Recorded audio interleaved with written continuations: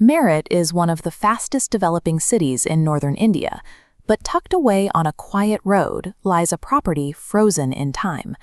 GP Block is a cluster of colonial-era buildings heavily swallowed by wild foliage and collapsing brickwork, and it holds a reputation as the city's undisputed capital of the supernatural.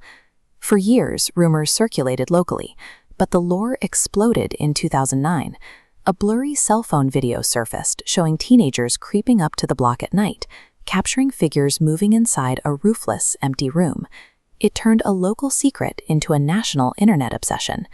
Curious visitors drawn to the site started reporting the exact same scene: 4 men sitting around a table deep inside the pitch-black ruins, drinking beer and laughing by the light of a single candle. Then there was the woman.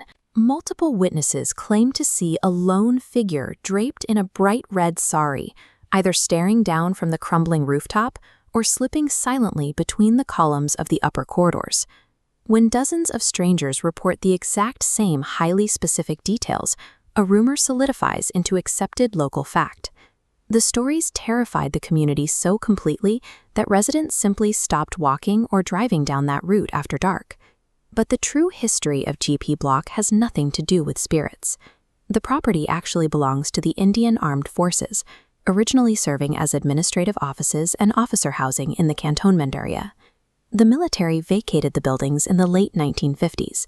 For over half a century, the compound was left entirely to the elements, slowly rotting behind overgrown trees and largely ignored by the outside world.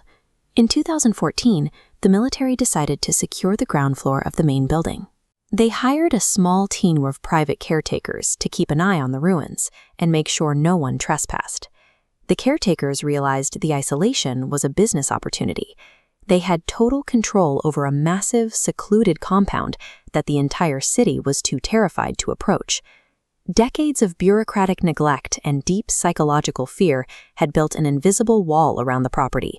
It created a perfect, undisturbed vacuum for anyone looking to run an off-the-books business. The 4 ghostly men were actually local gamblers, paying caretakers to use the abandoned rooms as a hidden casino. And the mysterious woman in red on the upper floors? She was half of a couple paying for absolute privacy from prying eyes. The caretakers had engineered a highly profitable underground economy. They took a decaying piece of federal military infrastructure and actively monetized it as a speakeasy and a motel. To protect their income stream, the operators actively fed the local folklore. Whenever someone claimed to hear voices or see a flicker of light, the caretakers confirmed the rumors, exaggerating the hauntings to ensure everyone kept their distance. The ghosts of GP Block were entirely manufactured. The supernatural lore functioned as a highly effective, cost-free security system designed to keep the police and curious neighbors blind to the crimes happening inside. The operation finally collapsed when the Meerut Cantonment Board investigated the property and discovered exactly what was happening behind the overgrown walls. The authorities immediately fired the corrupt caretakers and cleared out the gamblers, shutting down the underground enterprise in a single sweep.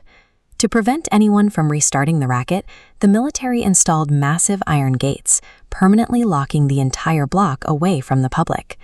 When a local legend demands that everyone stay away from a specific location, it pays to ask who actually benefits.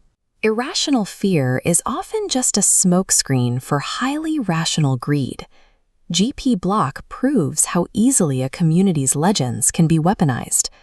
The perfect ghost story provided a foolproof cover for a calculated criminal enterprise.